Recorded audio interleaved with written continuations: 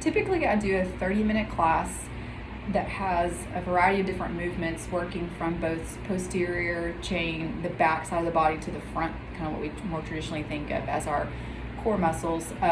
So I'll show you kind of a variation of how we go from front to back, if you will, to make sure that we cover both sides of those chains, and several different exercises that you can do of each. So I won't do every single rep. I would recommend at least 2 to 3 rounds of 10 reps of everything, but I'll just kind of demo through what that would look like. So we would start with a warm-up, usually in a what I call tabletop position with bird dogs. So bird dogs will basically reach out with opposite hand, opposite leg, squeeze and hold. So I like to kind of hang out here.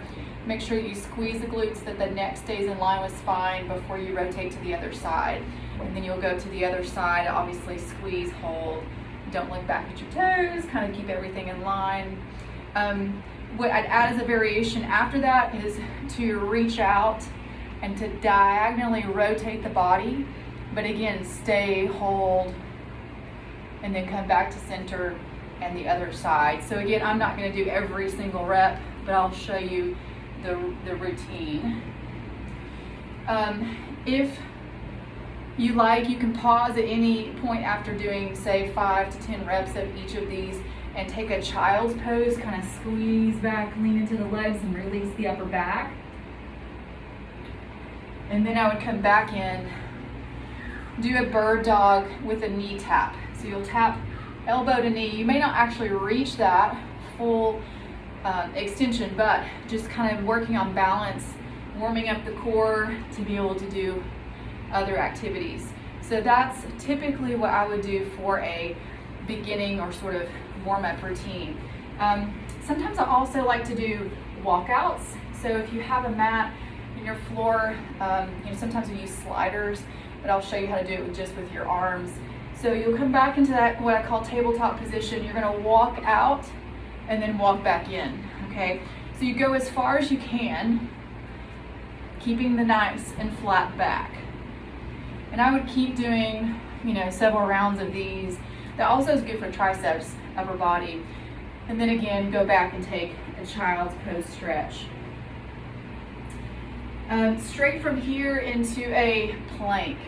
So I like to do, 30 to 45 second plank just to kind of warm up. And that would be it can be on knees or toes. I like to do it low on forearms versus up high. I think that's a lot of pressure on the wrist. I also think it's better to have a lower center of gravity, but if you like it up high, that's fine. Otherwise, come down low. You're gonna stay, again, flat back, neck in line with spine. Don't look behind you, don't look ahead, just stay flat. Stay here for as long as you like. Then I would come into a variation of that same plank, but do some tap outs. I like to do sliders. It depends on the floor surface that you have. If it's a slick enough surface like this, then I'll show you the variation with sliders. But in general, if you have a carpeted floor or something that's not smooth, then you can just do tap outs. So you'll have a plank and you'll tap out, I don't know if you can see that. You'll tap from one side and tap to the other. Tap, tap, okay? So let me show you the version with the sliders.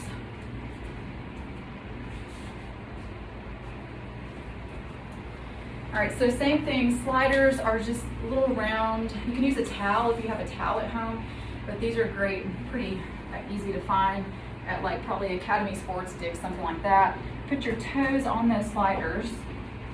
Do not stand on the sliders because they are very slippery, especially if you're on a floor like this, so you can fall easily. But you're gonna come back into a forearm plank, and you can go one side at a time or both at the same time. If you're doing both at the same time, that's considered a plank jack. Okay, so I'll show you that variation a little bit further. So you're gonna tap or slide out. That's the one side at a time, or you can go together. Okay, so those are plank jacks. Typically by that point, our upper body, after you've done several rounds of those, you're starting to fatigue in the shoulders. So we'll come over to the back and lie down. Maybe do a few hip bridges just to kind of warm up the posterior chain. So we'll drive straight up and squeeze and release. And then maybe even add a variation where you do one single leg, so you'll drive up in one side and release nice and slow, up and release. So typically we'll do at least 5 of those on each leg. So that'll kind of get the posterior chain ready for activity. Those sliders that you had before, we can do hamstring walkouts. So you wouldn't think of hamstrings as being part of the core muscle group, but it is. Everything essentially from here down to below your quads, front and back, are part of the core unit. So I love to do these on sliders. You can also do them without a slider. Essentially they're walkouts. So you're going to put your heels on those sliders. You're going to go back into that hip bridge that you just had. So you'll go into the hip bridge and you're going to walk those legs out on the sliders and in. You keep the hips off the ground the entire time. So it's out, out, in, out, in. Again, you can do that without the slider. Okay, same thing. Just walk your feet out, and you can take multiple steps if you need. And you can make steps in. But that is a great exercise for the back of your legs, those hamstring muscles. Sliders are really effective. I can give you several things that I use with those. So from there, we will go into what's called a scoop. And so relax the neck and shoulders. We're going to scoop those feet down and bring them back up to tabletop. So you're just kind of dropping those legs for a little lowering motion and then back up. Okay, and then I would pause and do a couple different variations. You can do scissoring in the feet, where you have the feet out wide, you cross, and of course, however low you can, right, for that. Might consider doing like a one-arm sit-up, where you drop the legs down flat. You typically have a dumbbell in this hand, one side only, and you do not release the arm. It stays straight and extended the whole time. So if you're doing those, you're going to come all the way up straight and then back. Okay, so same thing here. You go up and then release, but you're going to have a weight here. Typically with the one-arm sit-ups, you're going to do 10 reps on one side, then you'll switch that weight over to the other side and do 10 reps on the other side. If you can't get all the way up in that full crunch position and all the way at the top, it's okay. You may not get here. You may get, here, and that's okay. So just keep working until you gain strength to be able to get all the way up.